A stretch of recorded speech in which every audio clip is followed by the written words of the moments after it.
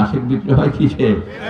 প্রেমে, মহব্বতে। আর মোল্লা বিক্রি হয় টাকায়।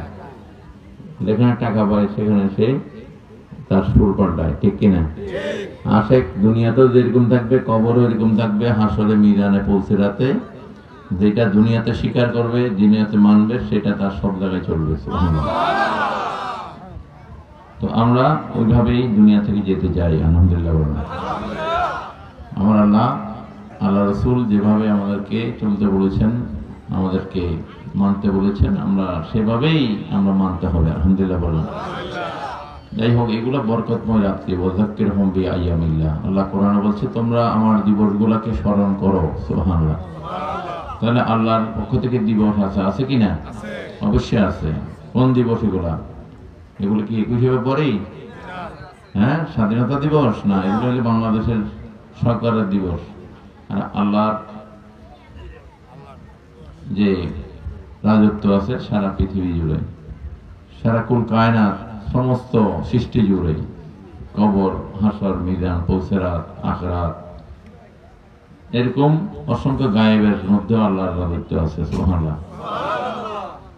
সমস্ত জায়গায় মধ্যে আল্লাহর এই দিবসের তাৎপর্য আছে। সুবহানাল্লাহ।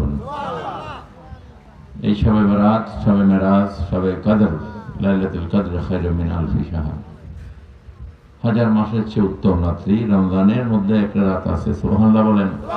আর এই মাসে আছে লাইলাতুন নিসফি মিন শাবান। এটা হচ্ছে শাবান মাসের মধ্যরাত্রি। আমার নবী এই রাত্রি ইবাদত বন্দি করেছেন, নফল ইবাদত করেছেন, এবং ওনার যারা আত্মীয় স্বজন বা সাহাবায়ে কেরাম সাহিত্য আছে জান্নাতুল বাকিতে, জান্নাতুল মাওয়াতে, যেখানেই থাকতো সেখানে উনি গিয়ে জিয়ারত করতেন। সুবহানাল্লাহ। তাদের রূহের মাগফিরাতের জন্য নবী দোয়া করতেন। এটা নবীর সাহাবীরা তো এমনি জান্নাতি, ঠিক কিনা? নবী এটা করে দেখাইতেন, মানে আমরা যেন কিয়ামতের আগ পর্যন্ত যেন এইভাবে করতে থাকি। সুবহানাল্লাহ।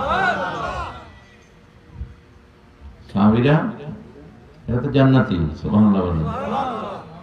নবীজির সাথে যারা জীবনকে উৎসর্গ করেছে, নিজেদের জীবনকে ইসলামের জন্য বিলীন করে দিয়েছে। সুবহানাল্লাহ বলেন। তো নবী কেন দিয়েছেন শিক্ষা? নামাজ নবী আমাদেরকে যেভাবে শিক্ষা দিয়েছেন আমরা যেন ওইভাবে পড়ি। সুবহানাল্লাহ। নবী মোনাজাত করতেন। নবীরা তো মাসুম, ঠিক কিনা?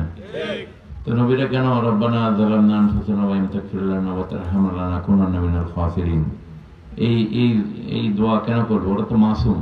এটা ওনাদের জন্য করেনি, এটা উম্মতকে শিক্ষা দেওয়ার জন্য করেছে। উম্মত যেন আল্লাহর কাছে মোনাজাত করলে যেন এইভাবেই করে। সুবহানাল্লাহ।